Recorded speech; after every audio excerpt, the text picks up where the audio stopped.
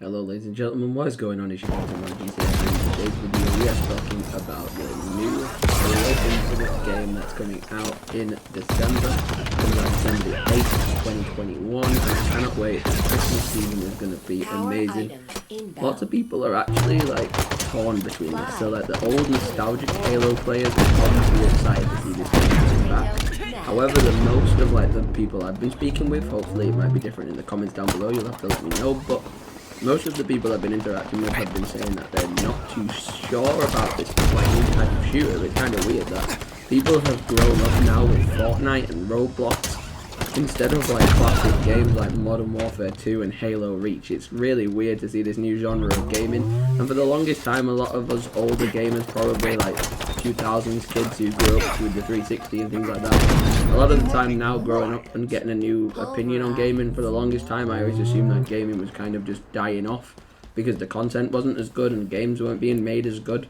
But to be fair, like graphically wise, I know companies are corrupt and stuff and there's different problems like that, but as a whole, like on the graphic element of it and like how storytelling is developed and things like that, gaming at this moment in time is actually statistically as good as it's ever been. It's got the best graphics, it's had the best quality, it's had the best improvements with the latest generation of consoles as well as graphic cards for PC. So graphically, gaming has been the best it's ever been. Story-wise, there's been far more games winning massive awards, like with God of War winning an award, and obviously there's been critically acclaimed games like The Last of Us as well, obviously The Last of Us 1.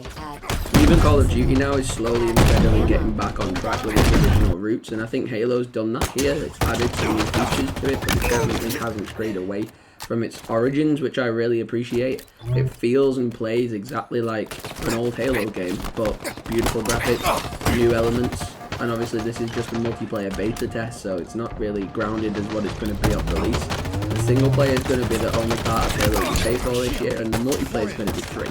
And the reason why I quite like that is because the season pass is where it's going to make most of its money. However, the season pass and the other season passes on other games is not going to be pay to win.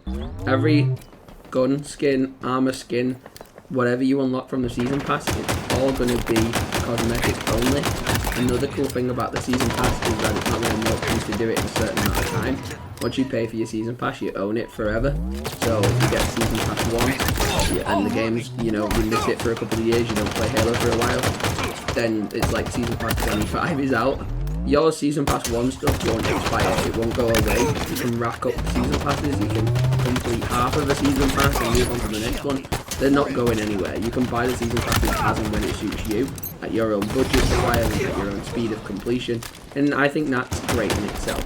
Obviously, zero cosmetic implications, so like cosmetic only, not paid to win weaponry, and things like that. I'm glad to see a company actually working on that. I believe Apex, as much as I don't play it, Apex has had some problems with its loot drops. I know Warzone struggles with the store, and so does the current Call of Duty games because they all have similar stores. I'm glad to see that it's an FPS game that's definitely working on a season pass that is all cosmetics only, which I really like to see. On top of that, the gameplay, even though this is a beta test, it's smooth, it's enjoyable.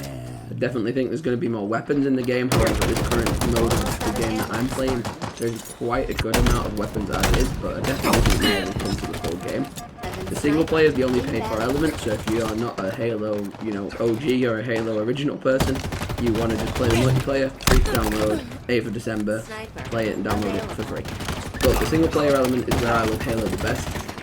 I really do love playing the storylines as, Chief and the other Spartans in Reach and things like that. Currently, Halo 5, one of the newest ones that came out, wasn't very good. Halo Master Chief Collection was okay, but still it was just recycling the old games with better graphics. It's nice to see a Halo game that's currently in development and that is going to be set to release on the 8th of December after a whole year of being delayed. It got shown and the audience, reaction to it wasn't the best. So the game did, the game company did exactly what they needed to. They postponed it until the following year. They didn't release it alongside the Series X in November like they should have done. They knew that their game needed more time and effort, so they took it away, and they'll give it us this December when it'll be cleaner and sharper and more ready. And that's what we want to see game companies doing. Dying Light has done exactly the same process. Battlefield has pushed theirs back a couple of extra, I think it was like a month and a bit. They pushed it back. It was going to come out in I think it was supposed to come out October time or something, but it's coming out November, or like maybe a week or something. I think it was like November the 11th or something, I think, for Battlefield. But I remember it's had a pushback, but nothing major, not like a year's pushback like most games. Like, we still don't know when Dying Light's coming out, but we know that Halo got delayed for a whole year. And that's probably why this beta looks so good and feels so good in my experience. Obviously, betas can be up and down depending on people's networks and what's going on with their consoles and what they're playing it on, but I played it on the Series X. I wouldn't say I had the greatest Wi-Fi in the world, but it felt smooth, it felt fine, I really enjoyed it. I didn't run into any funny game-breaking bugs. But I'm looking forward to seeing this content come out, and I'm looking forward to revisit my childhood a little bit. And just to touch on what I said before, gaming definitely has improved since years gone by. The graphics, the quality, what can be in a game, the AI, different things like when you look at Red Dead 1 versus Red Dead 2, you cannot tell me there's a masterpiece in Red Dead 2 that took the core elements from Red Dead 1 and just replaced it beautifully. The 2019 Modern Warfare game, I think that definitely took Modern Warfare 2 as its core inspiration, and it built on top of that, and it's a beautiful, more enjoyable 2019 version of Modern Warfare that's fantastic, and we love it. And we can't wait to see its long-awaited sequel, hopefully in 2026. But gaming itself is definitely in the high part of its technicality and what it can potentially do. I believe now from age and experience, it's the community. The gaming community has never been so toxic, has never been so horrible, and the pandemic has definitely shown that with more people getting into gaming. There are pros and cons of that. There are some toxic people who have joined the gaming community, but the gaming community has always had a small level of toxicity within it. However, back in the day in Modern Warfare and Battlefield and old style games, people were playing it mainly for fun, and there was very little people making content on it. Nowadays, there's a very thin line between people who play it for fun and people who are trying to either get good at it and make content out of it for an audience for YouTube or Twitch, and those types of kids who just want to get the sick clips to show their friends, and they camp for them clips and they do horrible tactics, and they have the whole cheating and hacking epidemic that's going on in Warzone right now and other Battle Royale games. Gaming community is as toxic as it's ever been, and I only think that's going to go up, sadly. So it's important when we're judging games and the time we have on games to look at it from an unbiased opinion and not actually look at it as this game being buggy, is this game having problems, or is it the person opposite me is hacking, they're cheating, they're bugging out the game, they're doing things that are taking what is a pretty seemingly normal game and making it toxic and horrible. I see it all the time playing Cold War. Lots of people have hated on Cold War, but to me it's been one of the best Call of Duty games to have come out in the last couple of years, in my opinion. I've had the most fun playing it. Vanguard beta again was a hot topic of controversy, some people liking it, some people not. I honestly thought Vanguard was my favourite Call of Duty beta I remember playing.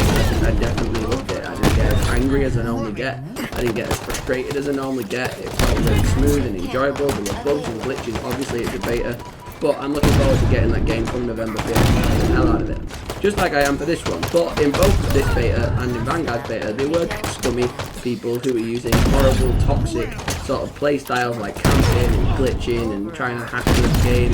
You know, Vanguard had hackers in it, even in the beta. So you got to be careful with things like that. It's harsh. You know, as gamers, we pay a lot of money for these games, for the systems we play them on.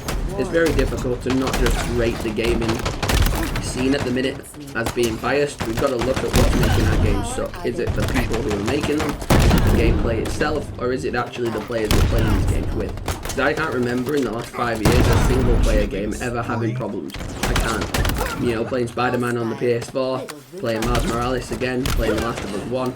I really did not mind playing those types of games. I really enjoyed them. And I definitely think gaming at the moment, it's not about the games being bad, it's definitely about the community being bad. So, let me know your thoughts and feelings in the comments down below. Like, comment, subscribe, do all that good stuff. It helps the channel out. We're on the road to 5k subscribers, so if you guys could help it out at all, it would be greatly appreciated. I'll see you all in the next video. Like, comment, subscribe for more, and I'll see you soon. Peace.